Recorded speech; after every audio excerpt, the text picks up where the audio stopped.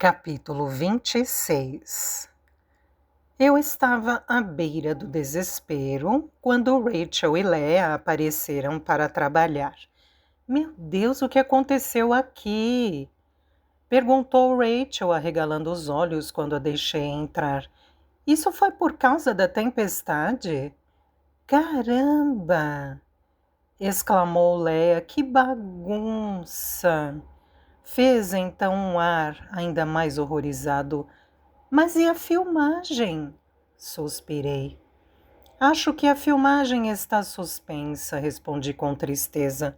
A seguradora não vai cobrir meu prejuízo, a menos que eu passe pela lentidão estúpida da burocracia deles e não tenho como bancar outra pessoa para vir fazer o concerto. Corri as mãos pelo cabelo. Acho que eu seria capaz de subir no telhado e tentar remendar o buraco sozinha, só que Rachel balançou a cabeça.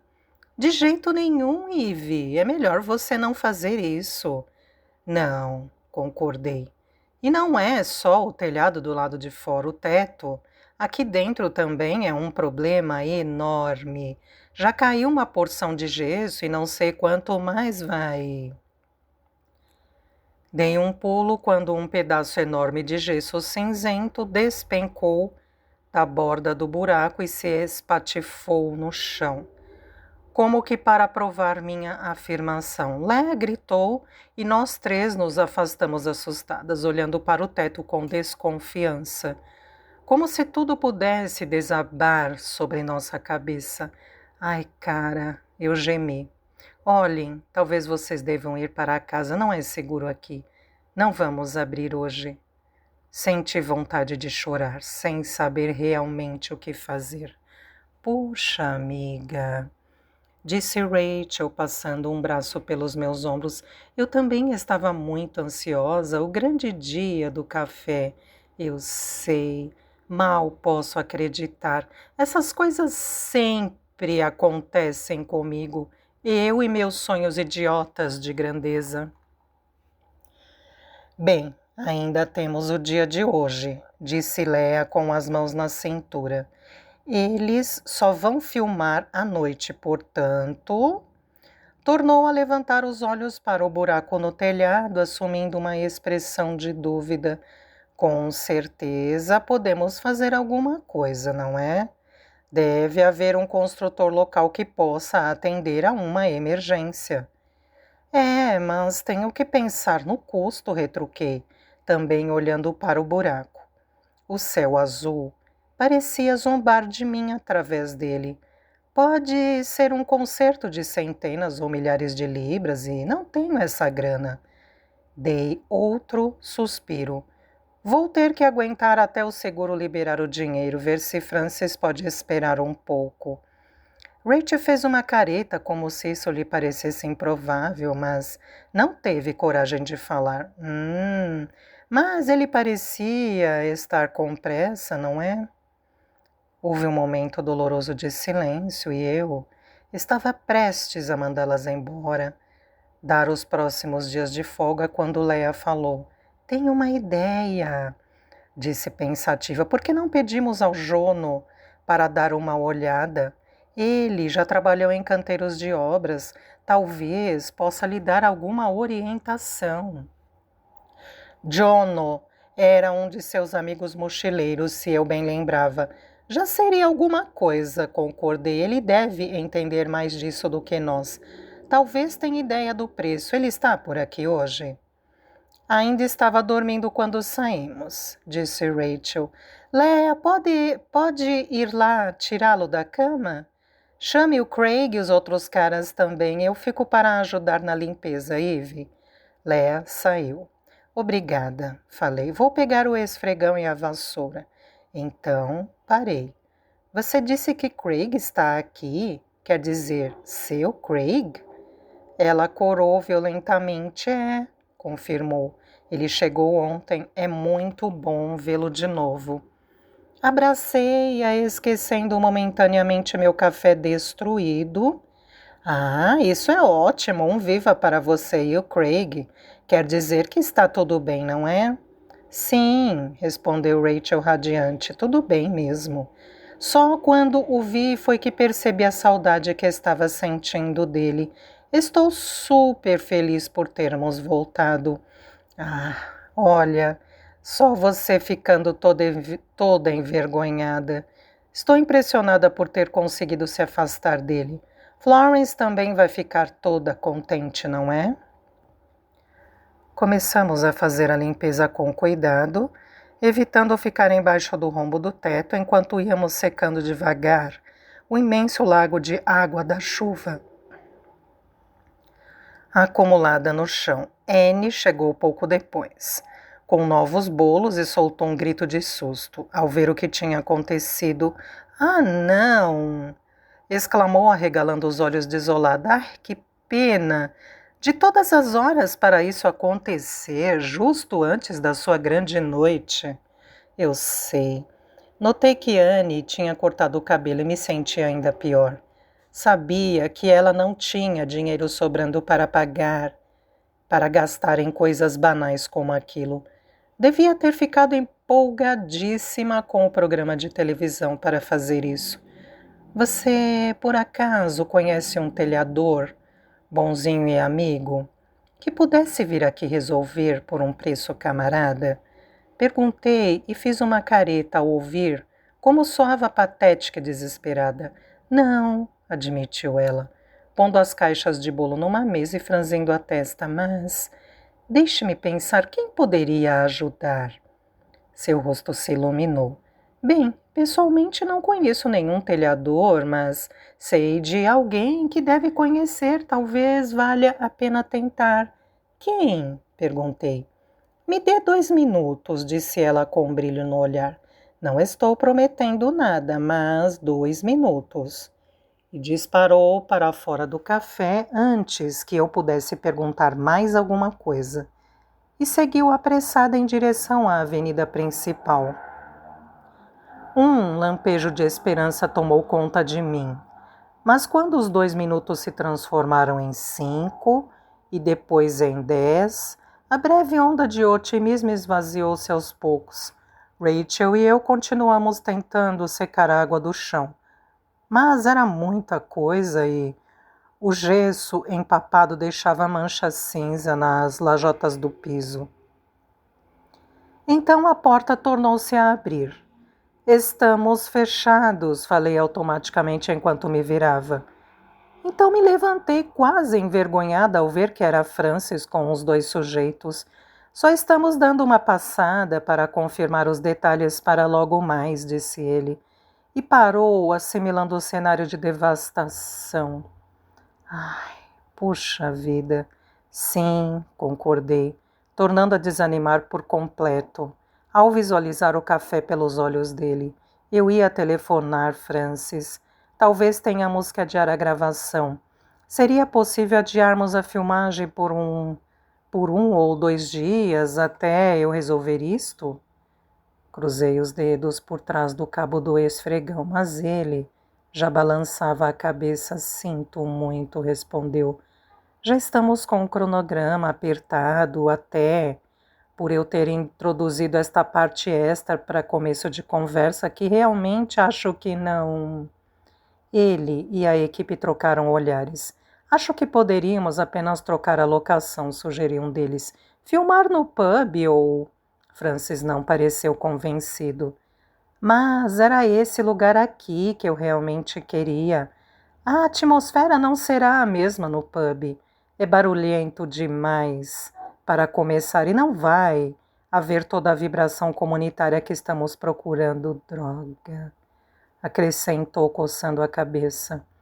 Vi que alguns membros da equipe pareciam irritados, obviamente nem um pouco satisfeitos por terem sido arrastados até a Cornualha por um capricho de Francis, só para a coisa toda afundar antes mesmo de acontecer.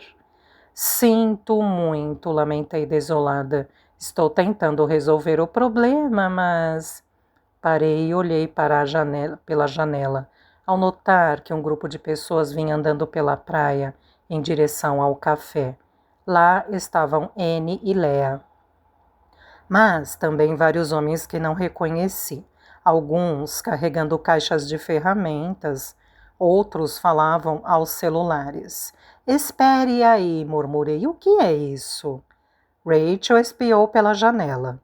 Bem, ali estão o Craig e o Jono, disse, apontando os dois homens logo à frente. E, quanto aos demais, bem, para mim parece a cavalaria. Ela sorriu para Francis e disse: Acho que você está prestes a ver a comunidade de Karen Bay em ação. Na verdade, talvez deva começar a filmar agora mesmo. Levei a mão à boca incrédula. Ai, meu Deus, murmurei.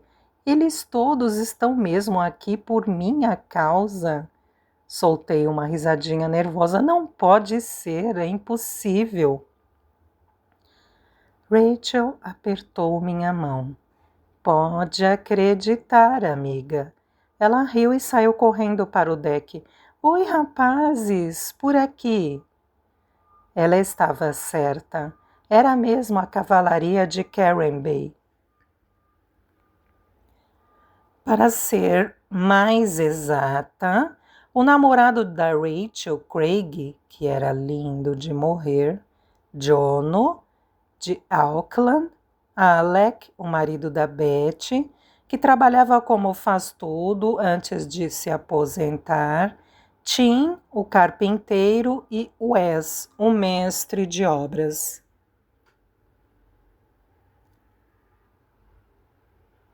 Isto é só o começo, disse Anne com um sorriso largo, enquanto todos subiam a escadinha para o café. Assim que contei para a Betty que a noite das garotas estava correndo risco, ela correu para o telefone. Ligou para vários amigos do Alec. A notícia circulou e todo mundo vai ajudar. Fiquei boquiaberta e por um momento mal consegui falar. De tão perplexa, tamanho meu espanto, diante da generosidade das pessoas e sua disposição de ajudar. Então me voltaram à lembrança as palavras do meu pai sobre a seguradora não indenizar os gastos se eu fizesse a reforma por conta própria. Esperem, pedi, quase envergonhada por começar a falar em dinheiro, quando todos haviam vindo tão depressa me socorrer. Quanto vai custar isso? Digo, é o máximo, não me entendam mal, mas eu não tenho muito dinheiro, então. O marido da Betty riu. Querida, você é um amor, retrucou com um sotaque mais denso que coalhada. Depois do que você fez pelo Jamie, a patroa arrancaria a minha cabeça se eu lhe cobrasse alguma coisa. Além disso, acrescentou, dando uma cutucada em mim, uma piscadela para os amigos, o pessoal vai lá em casa logo mais para ver a luta de boxe. Estávamos querendo tirar Betty de casa à noite. Mas, Psyu, você não ouviu dizer isso, sim? Também ri. Não ouvi nada, garanti. Vamos cuidar disso para você, menina, não se preocupe, disse Tim, o carpinteiro. Meu palpite era que estava na casa dos 50, um sujeito baixo, magro e musculoso, de cabelo grisalho e olhos azuis que contrastavam com a pele muito bronzeada. O Bob, nosso telhador, também está a caminho. E mais tarde um dos rapazes vai refazer o teto de gesso para você. Isto é incrível! Eu ouvi Francis dizer, em voz baixa, à sua equipe. É perfeito para o programa, vamos começar a gravar. E assim começou a faxina geral da cavalaria de Karen. E não foram só trabalhadores da construção civil que apareceram para ajudar. Era óbvio que a notícia se espalhara de casa em casa. E gente de todo o tipo apareceu para dar uma mãozinha. Jamie e seus amigos vieram ajudar. As mulheres do grupo de leitura trouxeram esfregões, baldes e desinfetante. E Lindsay, do pub, mandou até seu faxineiro com instruções para me ajudar. além de me enviar uma garrafa de vinho. Para beber em caso de emergência, estava escrito no rótulo. Enquanto isso, Francis e sua equipe ligaram as câmeras e filmaram tudo. Mantive-me ocupada na cozinha, servindo bebidas, bolos e sanduíches de graça a todos, pois era o mínimo que eu podia fazer. Wendy, ao chegar, foi pegando os pedidos de pastéis, exagerando a encenação, sem a menor vergonha diante das câmeras, e em seguida preparou tudo. Não é o máximo, disse com um sorriso largo. Eu não poderia estar mais de acordo. Na verdade, nem conseguia acreditar que aquilo tudo estivesse acontecendo. Que tanta gente houvesse aparecido para me ajudar. Lá estava eu, a donzela em perigo de novo. Só que, desta vez, não tinha precisado de um homem para me salvar. Desta vez, o vilarejo inteiro havia corrido para me socorrer. Isso é que era comovente. Isso é que era de admirar. Ali estivera eu fazia apenas 1 hora, maldizendo a porcaria do meu azar, quando na verdade eu era a mulher mais sortuda do mundo, tendo ao meu redor essas pessoas incríveis que souberam do meu infortúnio e vieram me ajudar.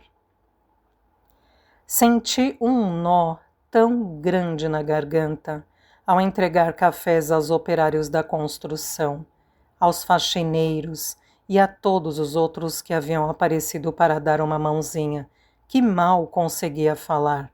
Não fazia muito tempo eu me perguntara se isso era um pesadelo. Agora estava convencida de que só podia ser um sonho bom. Um sonho realmente adorável, desses água com açúcar, que é impossível que sejam verdadeiros. Então ouvi uma voz conhecida atrás de mim. Ivy? Ai, meu Deus, o que aconteceu aqui? Eu soube, com certeza absoluta, que só podia estar sonhando, porque a voz era muito parecida com a do Ed, o que era impossível. Eu devia estar febril, concluí, ignorando a voz.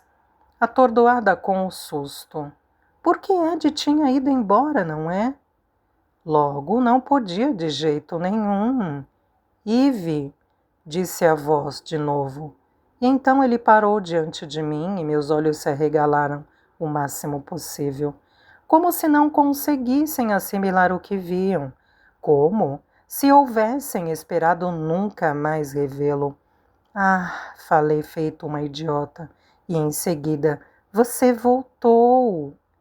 Que diabo aconteceu aqui? Perguntou ele, correndo os olhos pela aglomeração de pessoas e pelo teto danificado. Meu choque ao vê-lo deu lugar a um súbito acesso de raiva. Ele achava mesmo que podia entrar na minha vida de novo, sem mais nem menos? Que diabo aconteceu com você? Retruquei bem grosseira. Ele baixou a cabeça, parecia cansado, notei, exibindo uma barba de 1 ou 2 dias por fazer, além de olheiras profundas. Sinto muito, disse Ed. Sinto muito por ter ido embora e por não ter sido franco com você desde o começo. Devia ter contado tudo antes, mas... Cuidado com a cabeça, gritou Tim, o carpinteiro, entrando com algumas ripas, e saímos da frente para deixá-lo passar. Olhe, realmente não posso conversar agora, expliquei a ele. Mas não fuja, está bem? Quero muito conversar com você. Ele assentiu. Também quero conversar. Disse com expressão séria. E não vou fugir para lugar nenhum. O que posso fazer para ajudar? Vá se apresentar ao Wendy na cozinha. Você vai gostar muito dela. Em poucas horas o café parecia novinho em folha. O buraco no telhado tinha sido fechado e impermeabilizado, ganhando novas telhas. Por dentro, o teto fora consertado, recebendo novas placas de gesso. É melhor deixar secar por alguns dias, disse o gesseiro, Mark. Acho que era esse o nome dele, enfim. Era marido de uma das mulheres do grupo de leitura. Uns 2 dias devem ser suficientes e aí você pode passar a tinta. Comovida, abracei todos e tentei lhes pagar pelo tempo que tinham gasto me ajudando, mas nem uma única pessoa concordou em aceitar meu dinheiro. Está tudo bem, querida, disse um dos trabalhadores, mas sabe, o aniversário de 21 anos da minha filha está chegando. Podemos fazer uma festinha para ela aqui no café? É claro, com certeza, respondi encantada. O prazer seria meu. Avise-me qual data quer e podemos conversar sobre os detalhes, está bem? Tim, o carpinteiro, quis saber se eu voltaria a abrir o café para eventos noturnos, mas não consegui me dispor a olhar para Ed, que zanzava pelo café muito sem graça, como se não soubesse o que fazer. Não sei ao certo, admiti com franqueza, mas se abrirmos, Tim, traga sua esposa e vocês dois poderão jantar por conta da casa. Sim, o mesmo vale para todos aqui. Estou em dívida com vocês. Obrigada. Vocês são o máximo.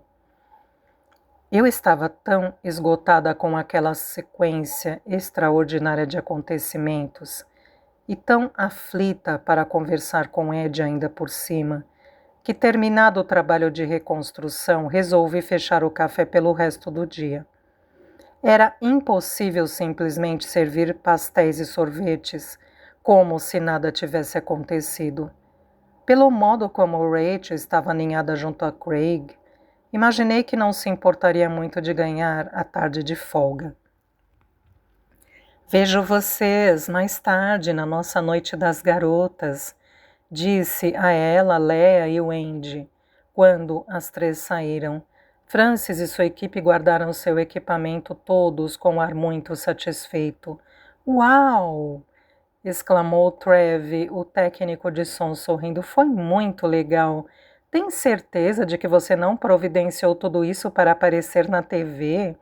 Até parece, respondi rindo.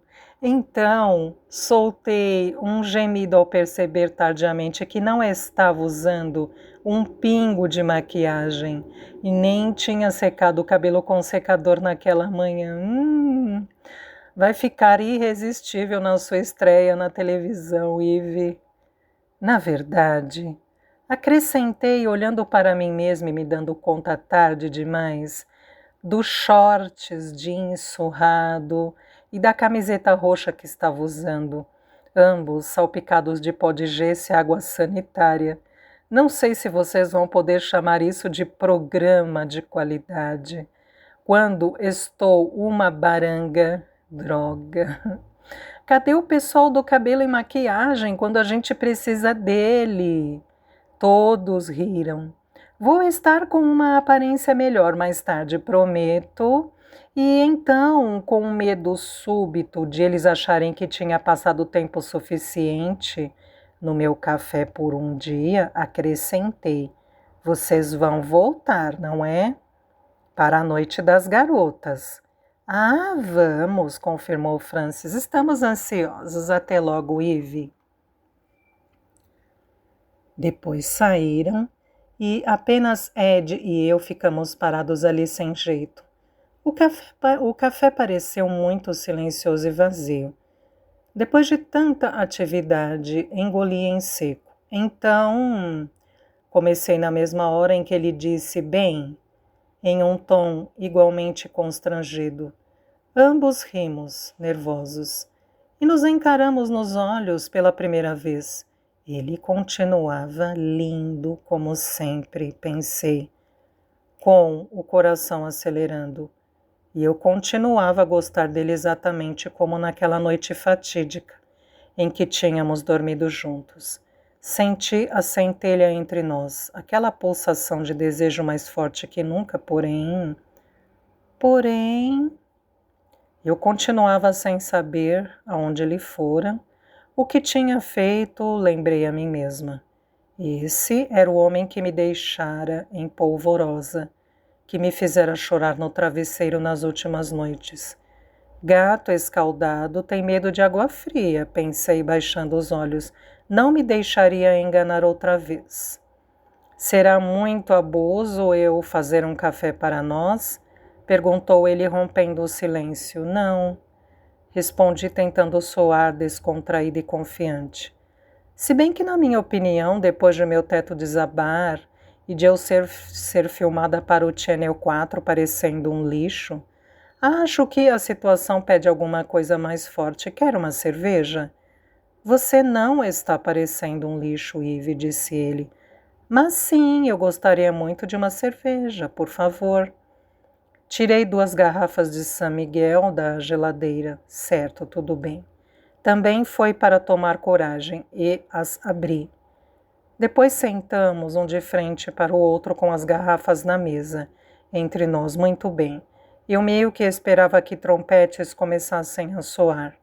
Que as explicações comecem, Ed pigarreou.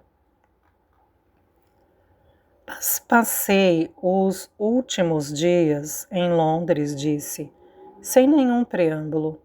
Tinha umas coisas para resolver, reuniões com meu advogado e meu contador. E ontem também estive no tribunal. Fez uma careta de sofrimento, desviou os olhos para o teto e me encarou de novo. Suas mãos tremiam. Não a culpo por ter lido aquelas coisas a meu respeito na internet, disse, abalado. Eu teria feito o mesmo. Eu deveria ter contado tudo desde o começo. Na verdade, tinha plena intenção de fazer isso naquela noite em que vim para cá. E nós acabamos ficando bêbados e nos beijando, mas ele abaixou a cabeça. Perdi a coragem no último minuto. Senti pena dele, não pude evitar. Conte agora, insisti. O que aconteceu? Ele deu um enorme suspiro. Foi uma confusão danada, mas o resumo é que eu administrava o Silvers, o restaurante com a Melissa, minha esposa na época. No começo fomos muito bem. Boas críticas, casa cheia todo fim de semana, tudo corria às mil maravilhas. Fez uma careta. Bem, era o que eu pensava, pelo menos. Infelizmente, a verdade é que Melissa estava tendo um caso com um de nossos fornecedores e os dois haviam arquitetado um plano para me ferrar. Fui bebendo a cerveja enquanto escutava os olhos cravados nele. Ela sempre havia cuidado da contabilidade, mas o que eu não sabia era que tinha começado a desviar dinheiro para ele, fazendo pagamentos superfaturados. Acontece que o restaurante estava no meu nome e era eu que aprovava as contas. Não me dava o trabalho de verificar os detalhes porque, bem, eu confiava nela. Assenti. Era compreensível. Um dia a Receita fez uma auditoria das contas. É óbvio que eles achavam que havia alguma coisa suspeita acontecendo. Embora a fraudadora tenha sido a Melissa, o culpado fui eu aos olhos da lei, porque as contas estavam no meu nome. Que merda, mas você não pôde dizer a eles que não tinha sido você? Ed balançou a cabeça. Não é assim que funciona, infelizmente. Ed parecia tão triste que tive vontade de abraçá-lo. Não. Lembrei a mim mesma depressa, nada de abraços. Primeiro os fatos, antes de qualquer outra coisa. E então tudo veio à tona. Ela estava tendo um caso fazia meses e planejava me deixar. Não pude deixar de estremecer. Que traição! Que facada nas costas! Nossa! Comentei baixinho. Matthew podia ter sido um babaca, porém ao menos não tinha me sacaneado de um modo tão espetacular. E aí você teve que assumir a culpa? Ed fez uma careta. Eu não queria. Na verdade, meu advogado insistiu em que eu a envolvesse no processo, a dedurasse e distorcesse as coisas para que o foco recaísse sobre ela. Bem, claro, e com toda razão, falei. E por que você não fez isso? A questão, disse ele desviando os olhos, a questão foi que ela me disse que estava grávida. Ah. E não suportei a ideia de um filho nosso crescer e descobrir que tínhamos enfrentado um processo público enorme nos tribunais, estraçalhando um ao outro, que é o que teria acontecido. E por isso você assumiu a culpa, comentei compreensiva. Foi nobre da parte dele, pensei. Ed confirmou com um aceno da cabeça. Bem, assumi até descobrir que não era realmente o meu filho que ela estava carregando. Este foi o primeiro erro dela em toda esta história. Me contar que o bebê era filho do Aidan. Filha do Aidan, melhor dizendo. A menina nasceu há 2 semanas. Quando descobri isso, há uns 2 meses tudo mudou. E foi por isso que tomei um porre e dei um soco na cara dele. Tudo foi se encaixando. A acusação de agressão. Falei juntando as peças na cabeça. Sim, não me orgulho disso, mas... Tomou um longo gole da cerveja. Bem, está certo. Até que gostei de quebrar a cara dele. Devia ter feito isso há muito tempo. E o que aconteceu ontem no tribunal? Ed sorriu, mas foi um sorriso amargo. E havia uma expressão dura em seu olhar. A acusação de agressão foi retirada e anularam a condenação por fraude. A polícia levou Aidan e Melissa para interrogatório. E eu estou livre de suspeitas. Meu Deus! Falei olhando o fixo, que pesadelo! Não era de admirar que ele houvesse buscado refúgio na Cornualha. E também não era de admirar que tivesse escondido toda esta história. Por isso lamento não ter sido sincero, mas agora você sabe. Ed havia assumido uma expressão ansiosa, como se temesse meu julgamento. Obrigada por me contar. Falei num tom que pareceu formal até mesmo para os meus ouvidos. E o que você vai fazer agora?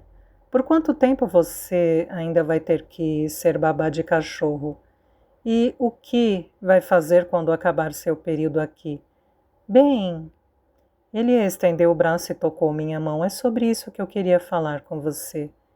Senti meu corpo inteiro palpitar e fervilhar por dentro, quando os seus dedos longos e fortes envolveram os meus. Sim, instiguei-o, sentindo o coração enlouquecer de repente. Passei a gostar muito daqui, disse Ed com os olhos nos meus. Foi como se as paredes do café sumissem de repente. Como se só existíssemos nós dois no mundo, fitando um ao outro naquele momento. Gosto de trabalhar no café, gosto muito das pessoas daqui. Quer dizer, isso que aconteceu hoje foi terrível, nunca teria acontecido em Londres. Tentei fazer piada subitamente dominada pela intensidade do seu olhar. Ah, foi só porque eles queriam aparecer na TV. Retruquei com uma risadinha. Ed balançou a cabeça. Não, bem, sim, em parte, mas também foi por sua causa. Porque você é muito especial e encantadora. Enrubesci, sentindo as bochechas arderem, com o elogio e a ternura da voz dele. É sério, disse Ed. Voltei para Londres e só conseguia pensar na saudade que sentia deste lugar, na saudade que sentia de você. Eu não conseguia pensar direito, nem tomar decisões sobre o futuro com esse processo judicial pairando sobre a minha cabeça. Tinha medo que tudo desse errado, que eu acabasse sendo condenado ou até preso. Mas agora que acabou, é como se uma névoa houvesse se dissipado. Quero fazer planos, quero tornar a olhar para a frente, quero... Ele apertou minha mão e foi como se um raio atravessasse meu corpo. Quero ficar com você. Não tive como impedir. Soltei algo que era uma mistura de risada e grito, de tão feliz e emocionada que fiquei com o que ele disse. Também quero.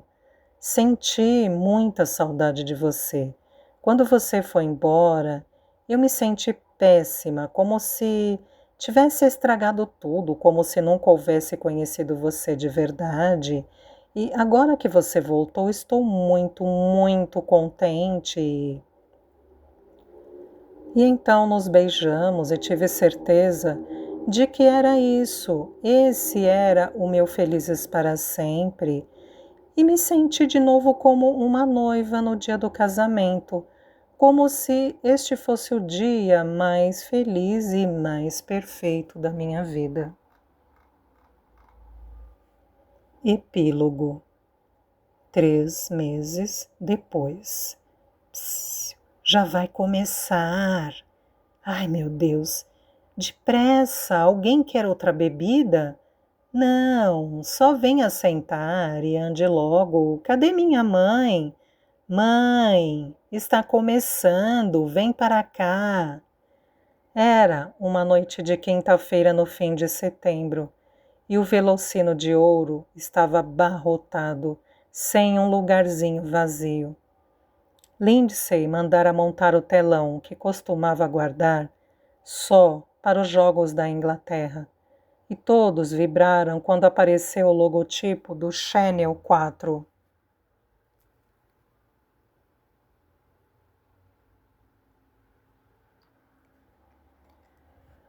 Lá vamos nós.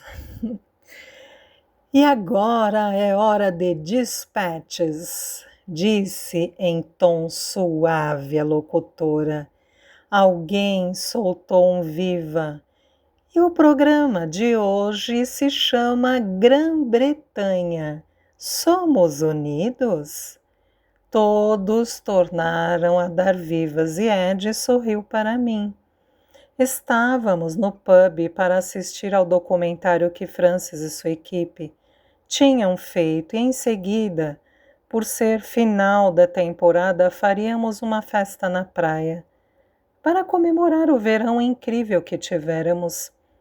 Eu tinha usado o dinheiro dos pais da Phoebe para bancar um buffet, bebidas e fogos de artifício e mal podia esperar. Tinha sido o melhor verão da minha vida.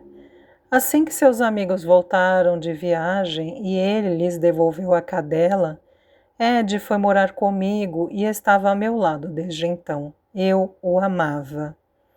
Decididamente estava apaixonada. Ele me fazia rir, me fazia feliz. E eu gostava mais dele que de qualquer homem com quem já tivesse me envolvido. E seus sanduíches de bacon também eram imbatíveis. Com ele de novo na cama, digo, na luta, estávamos administrando o café juntos. Contratamos o Andy para assar os pastéis de forno que ela fazia em casa e cujos lotes entregava a cada 2 dias. Havíamos ramificado as atividades, criando um serviço de buffets para casamentos e outras festas, e tínhamos instalado um novo gazebo na área do deck, para podermos oferecer jantares todas as sextas-feiras e sábados do verão, quaisquer que fossem as condições do tempo. Fomos ganhando cada vez mais destaque, e depois que o pai da Phoebe mandou um de seus colegas do Times fazer uma crítica do café para o suplemento de sábado, num dia de agosto, não paramos de trabalhar nem um segundo pelo resto da temporada. A conselho de seu advogado, Ed tinha movido uma ação por danos morais depois do processo no tribunal. E recentemente ficáramos sabendo que receberia uma grande indenização em fevereiro. Ele me perguntou o que eu acharia de ele investir esse dinheiro na expansão do café. E, a princípio, hesitei, lembrando o que a tia Jo sempre dizia: jamais misture sua vida profissional com sua vida amorosa. Mas depois, olhei para o rosto compenetrado e encantador do Ed e soube que Joe ficaria maravilhada por eu ter encontrado um homem tão bom. Parece esplêndido, respondi feliz. O único problema é que talvez precisemos tirar umas férias longas durante a obra. Calculo que haja dinheiro suficiente para passarmos algumas semanas em um lugar realmente incrível. O que acha? Acho que você é o máximo, respondi atirando-me em seus braços. Sabe, eu sempre quis ir à Índia. Ele sorriu. Então vamos fazer isso. Eu nunca soube dizer não a um curry de peixe goense. Enquanto isso, levaríamos as coisas num ritmo um pouco mais lento no café, abrindo apenas nos fins de semana e dispondo de algum tempo de folga durante a semana. Nossa noite das garotas às quintas-feiras continuou sendo um sucesso, e eu andava pensando em criar também um clube de fotografia. Havia pedido ao Ed para fazer um curso de culinária para os moradores do vilarejo, e ele também estava me ensinando a surfar. Tudo ia bem. Enquanto isso, no telão, o programa havia começado com a câmera oferecendo uma panorâmica de um conjunto habitacional que parecia deserto. Havia janelas quebradas, lixo soprado pelo vento nas calçadas, e o parquinho infantil tinha sido vandalizado e estava coberto de pichações. Os políticos e os historiadores nos dizem que a sociedade entrou em colapso, disse o narrador em off, que já não existe comunidade, que nossa população se tornou insular, que o ser humano se dessensibilizou. O propósito original deste comentário era examinar as causas dessa sociedade falida e examinar os efeitos que ela tem surtido sobre nós. Animador, comentou alguém provocando uma risada geral. Entretanto, prosseguiu a voz em off, ao viajarmos pela Inglaterra, de bairros pobres urbanos à zona rural, de centros industriais a destinos de férias, apareceu uma foto da Bahia e todos soltaram o que só posso descrever como guinchos animados. Começamos a questionar a validade desta suposição. Começamos a nos perguntar se a Grã-Bretanha está mesmo tão desarticulada, afinal. Nossa primeira parada foi Bristol, onde visitamos a região de St. Paul's. A tela mostrou ruas de casas georgianas e vitorianas, e senti que perdi a minha concentração, nervosa demais para ouvir direito, enquanto a narrativa descrevia uma história resumida desta parte da cidade. Tá bom, vamos logo à parte que interessa, resmungou alguém atrás de mim e eu ri, concordando inteiramente. Meu celular apitou, trazendo uma mensagem da minha mãe. Mal posso esperar para ver seu café na televisão, querida, dizia. Seu pai e eu estamos assistindo, estamos muito orgulhosos de você. Beijos. Eu ainda estava me acostumando a ver meus pais se orgulharem de mim. Era uma nova experiência para todos e algo que acalentava meu coração. Eles haviam passado uns dias no vilarejo em agosto e só tinham feito irradiar orgulho e felicidade desde o instante em que pisaram no café. Aqui você está se sentindo em casa, como acontecia com a Jo, dissera a mamãe mais de uma vez, deslumbrada com todos os eventos que organizávamos e com o sucesso do café. Você está se saindo muito bem, Ivy. Estamos muito felizes por você, dissera a papai me abraçando. Parabéns, querida. As palavras deles tinham me envolvido como o mais aconchegante dos cobertores. Talvez eu não passasse de uma pateta crescida, por ainda querer que meus pais se orgulhassem de mim. Mas caramba, a sensação era muito boa. Eu já não era a ovelha negra da família, nem tampouco um fracasso. Finalmente, após ter encontrado o meu sonho e estar prosperando nele, eu me sentia uma igual. Louise e sua família também tinham nos visitado por 2 fins de semana, assim como a Ruth, e me descobri uma nova e adorável posição de tia favorita. Claro, acho que os sorvetes de graça ajudaram, mas continuava a ser maravilhoso me sentir amada. Reli a mensagem de mamãe com um nó na garganta e a mostrei para Amber, que estava sentada ao meu lado. Que fofa, disse ela. Bem, também estou orgulhosa. Você se saiu bem, amiga. E você também, lembrei-lhe. Senhorita nova enfermeira de Halby City. Vou vender seu autógrafo depois que você for embora, sabe disso, não é? Ela riu, mas pude ver que ficou radiante. Depois dos seus milhões de audições e testes e papéis insignificantes, Amber tinha finalmente tirado a sorte grande. Havia conseguido um contrato de 6 meses para trabalhar em Halby City, no papel da nova enfermeira-chefe sem papas na língua que todos adoravam detestar. Seu primeiro episódio havia acabado de ir ao ar e ela tinha recebido críticas fabulosas. Já havia uma fila de jornalistas querendo entrevistá-la e, o que era ainda melhor, ela estava contracenando com um tremendo gato chamado David, que fazia o papel de um dos enfermeiros. Segundo Amber, havia certa química entre os dois, decididamente. E ela já ansiava por umas brincadeiras tórridas de médico e enfermeira, em caráter privado, num futuro próximo. No telão, a filmagem sobre St. Paul's havia acabado, e o pub ficou em silêncio, aguardando para saber qual seria o foco seguinte do documentário. A seguir, um pedacinho de Portugal, na zona sul de Londres, e por que tanta gente gosta de morar num vilarejo litorâneo em particular, disse a locutora. O pub inteiro voltou a aplaudir quando uma imagem de 2 segundos da Bahia surgiu. Começaram os comerciais e houve uma corrida ao bar.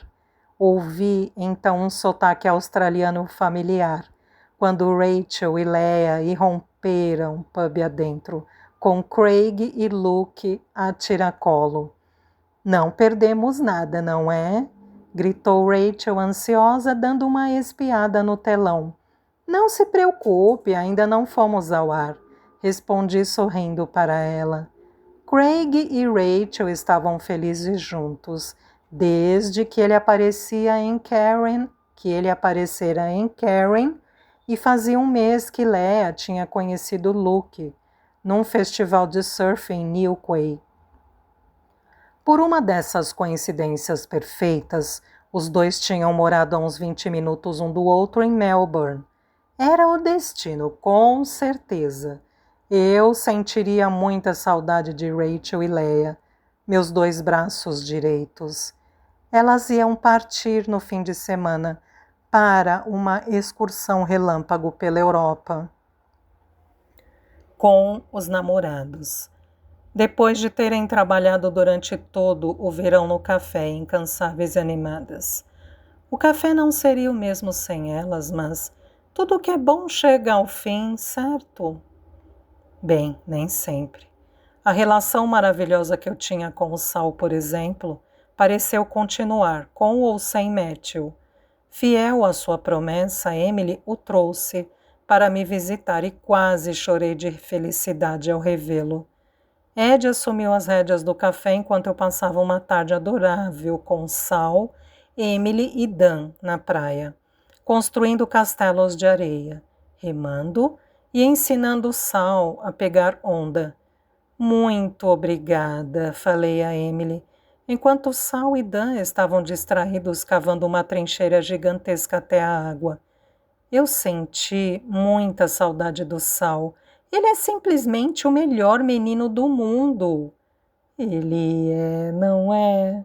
Respondeu Emily sorridente, enquanto observávamos, conversando com o menino que havia aparecido para ajudar a cavar.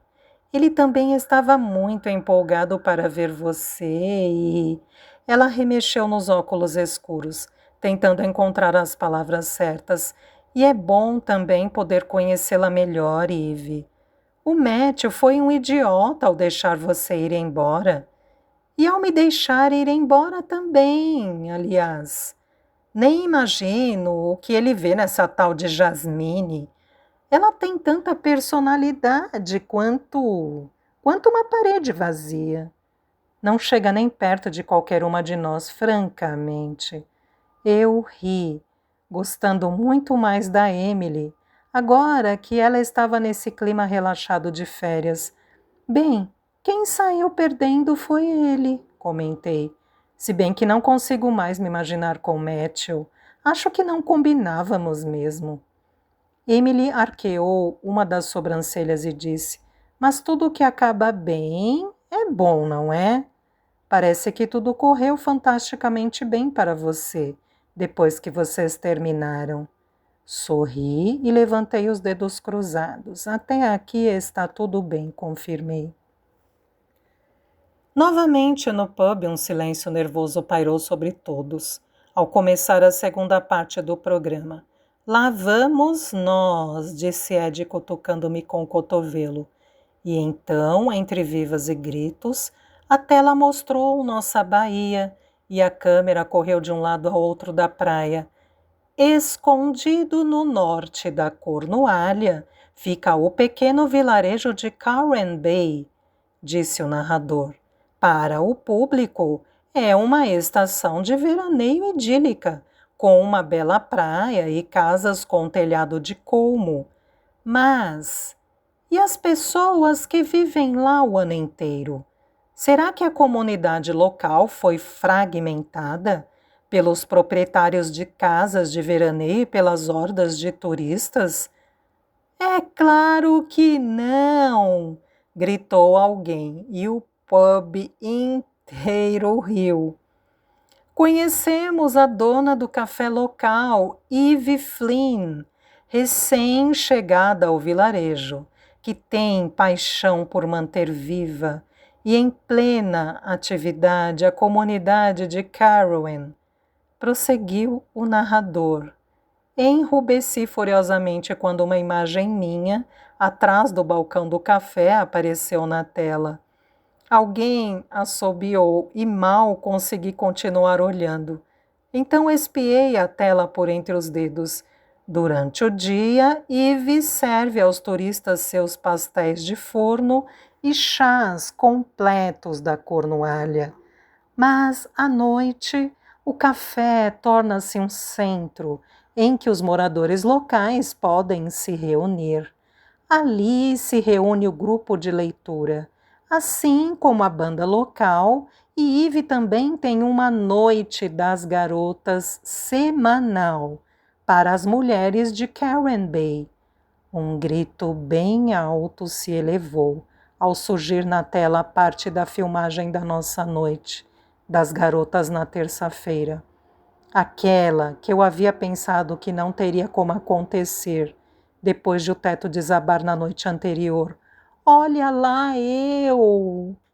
Olha, a Wendy!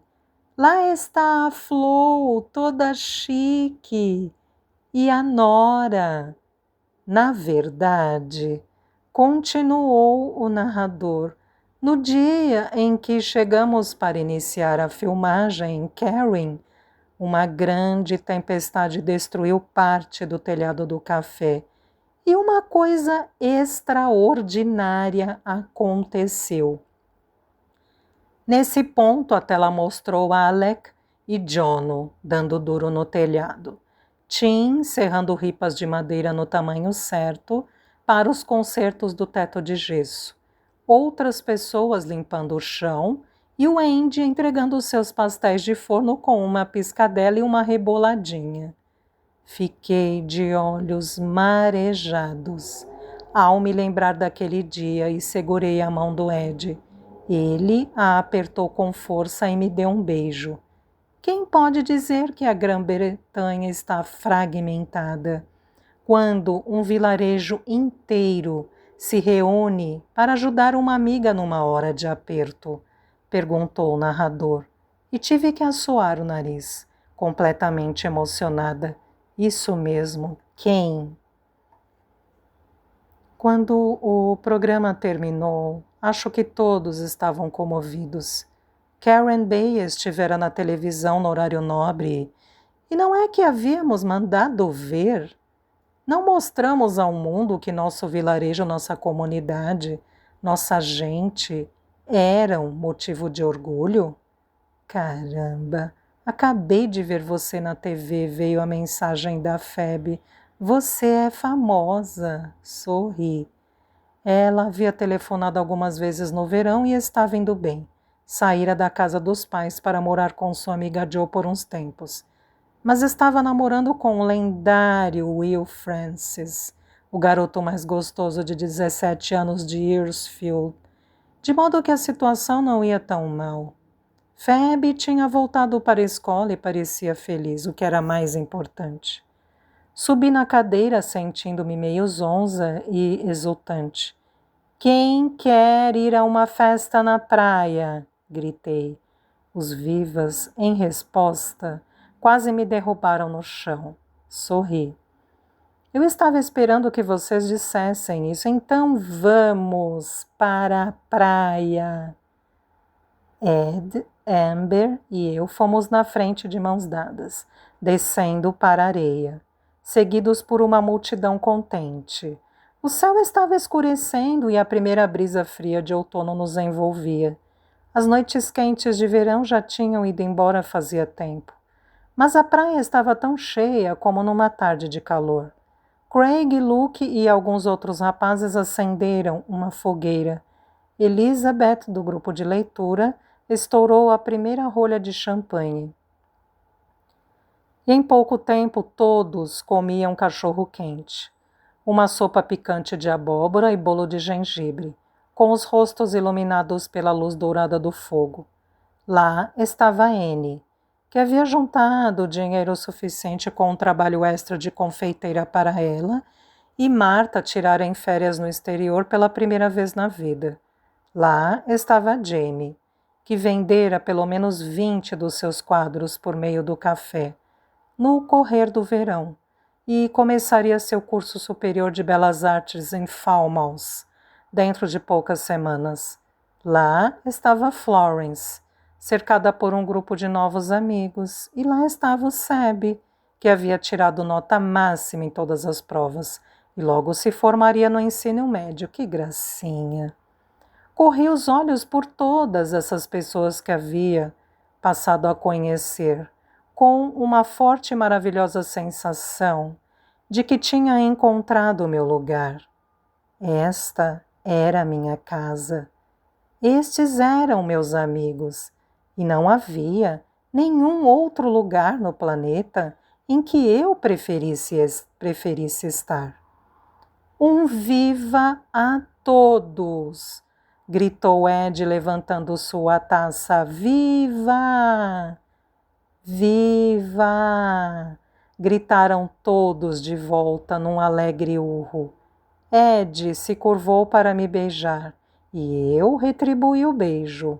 E soube que, apesar de eu ter acabado de viver o melhor verão da minha vida, o outono, o inverno e a primavera seguintes seriam tão bons quanto com aquele homem ao meu lado.